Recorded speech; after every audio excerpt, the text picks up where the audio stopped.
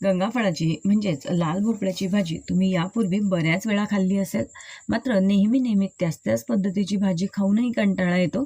म्हणून हा व्हिडिओ शेवटपर्यंत पूर्ण बघा, कारण आज आपण खास खानदेशी आचारी पद्धतीने गोटलेली गंगाफळाची भाजी कशी तयार करायची ते बघणार आहोत. गंगाफळाची भाजी तयार करण्यासाठी इथे मी अर्धा किलो गंगाफळाच्या अशा मोठ्या मोठ्या फोडी करून घेतलेल्या आहे. ही भाजी बनवण्यासाठी गंगाफळ छान काळ्या पाठीचं आणि असं कच्चं किंवा कोवळं घ्यायचं, म्हणजे भाजी छान चविष्ट तयार होते. पिकलेलं गंगाफळ घेतलं तर त्याला जास्त अशी गोड चव असते, त्यामुळे भाजी हवी तशी चविष्ट होत नाही.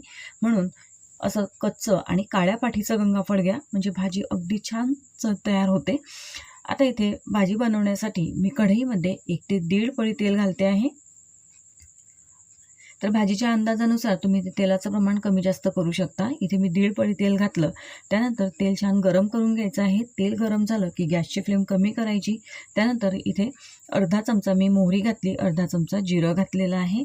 जिरं मोहरी छान तडतडल्यानंतर यामध्ये आलं आणि लसूण पेस्ट घालायची आहे. तर इथे मी 8 ते 10 लसूण पाकळ्या आणि अर्धा इंच आल्याचा तुकडा छान ठेचून घेतलेला आहे. त्यानंतर 1 तमालपत्र घातलं. आलं लसूण नेहमीपेक्षा थोडं जास्त घालायचं, म्हणजे भाजीला मस्त अशी खमंग चव येते. त्यानंतर आता या फोडणीमध्ये आपल्याला या गंगाफळाच्या फोडी घालायच्या आहे. तर गंगाफळ कट केल्यानंतर मी पाण्यामध्येच ठेवलेलं होतं. पाण्यामधून निथळून घेतल्यानंतर आता कढईमध्ये या फोडी मी घातल्या. त्यानंतर अर्धा चमचा हळद घातली, चवीसाठी मीठ घातलेलं आहे. हळद मीठ घातल्यानंतर व्यवस्थित फोडी खालीवर परतून घ्यायची आहे. ही भाजी तुम्ही डायरेक्ट कुकरमध्ये सुद्धा बनवू शकता. कुकरमध्ये अगदी झटपट भाजी तयार होते. मात्र गंगाफळ जर छान कोवळं असेल, ताजं असेल तर भाजी कढईमध्ये सुद्धा अगदी छान तयार होते.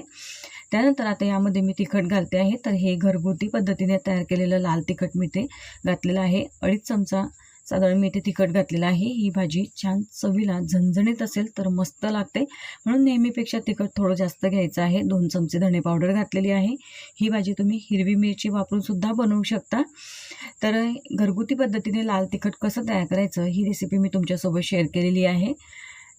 लिंक देणार आहे, नक्की चेक करा. आता तिखट धणे पावडर व्यवस्थित मिक्स करून घेतलेली आहे. त्यानंतर यामध्ये मी 1 फोड कैरीची अशी बारीक तुकड्यांमध्ये कट करून घेतलेली आहे. कैरीसुद्धा व्यवस्थित भाजीमध्ये अशी मिक्स करून घेऊया. कैरीऐवजी तुम्ही इथे आमसूलसुद्धा वापरू शकता. कैरी किंवा आमसूल घातल्यामुळे भाजीला मस्त अशी चटपटीत चव येते. मात्र कैरी किंवा आमसूल न घालताना सुद्धा ही भाजी तुम्हाला बनवायची असेल तर ती चवीला छानच लागते. आता गॅसची फ्लेम कमी केलेली आहे, झाकण ठेवायचं आहे आणि छान 1-2 वाफ काढून घ्यायची आहे. आता इथे झाकण काढून घेतलं आणि भाजी पुन्हा अशी आपल्याला खालीवर हलवून घ्यायची आहे. आता या फोडी मस्त अशा सॉफ्ट व्हाव्या म्हणून आपल्याला यामध्ये पाणी घालायचं आहे. तर इथे मी पाणी आधीच छान उकळतं असं गरम करून घेतलेलं आहे. ते पाणी मी इथे घालते आहे.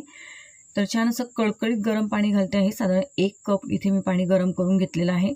गरम उकळतं पाणी घातल्यामुळे या फोडी लवकर मऊ होतात आणि छान शिजतात. तर आचारी पद्धतीने किंवा पंक्तीची ही भाजी जेव्हा बनवली जाते तेव्हा ती थोडीशी अशी पातळ असते, अगदी कोरडी नसते आणि तशीच भाजी तोंडी लावण्यासाठी मस्त लागते.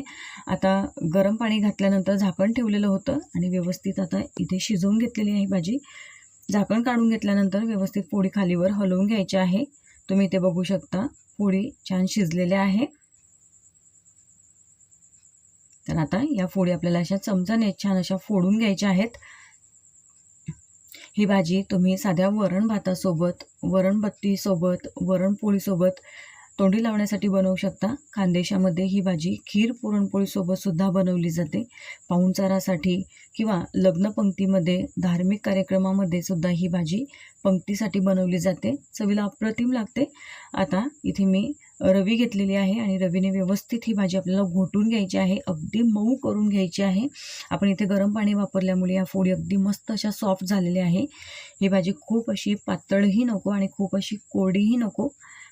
आता तुम्ही इथे बघू शकता पोळी अगदी मऊ शिजलेल्या आहे आणि रवीने इथे भाजी छान मी घोटून घेतलेली आहे. भाजी मला थोडीशी अशी घट्ट वाटत आहे, म्हणून जे शिल्लक पाणी होतं ते सुद्धा मी आता इथे घातलेलं आहे.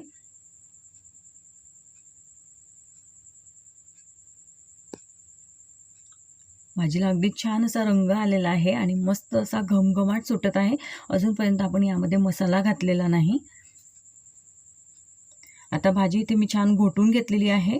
तुम्हाला थोड्या फोडी हव्या असतील तर तुम्ही तशी ही भाजी बनवू शकता. जर ही भाजी तुम्हाला डब्यासाठी बनवायची असेल तर थोडीशी तुम्ही इथे कोरडी भाजी बनवू शकता.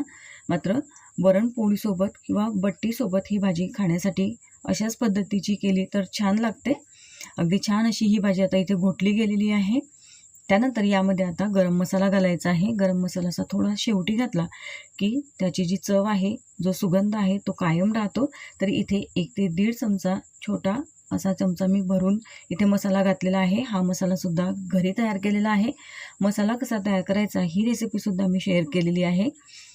आणि आता तुम्ही बघू शकता भाजी मस्त अशी शिजलेली आहे. अगदी परफेक्ट अशी ही खानदेशी पद्धतीने भाजी बनवून तयार झालेली आहे. आता सर्वात शेवटी यामध्ये 3 ते 4 लसूण पाकळ्या मी अशा ठेचून घेतलेल्या आहे. सर्वात शेवटी असा हा लसूण घालायचा म्हणजे भाजीला चव खूप छान येते.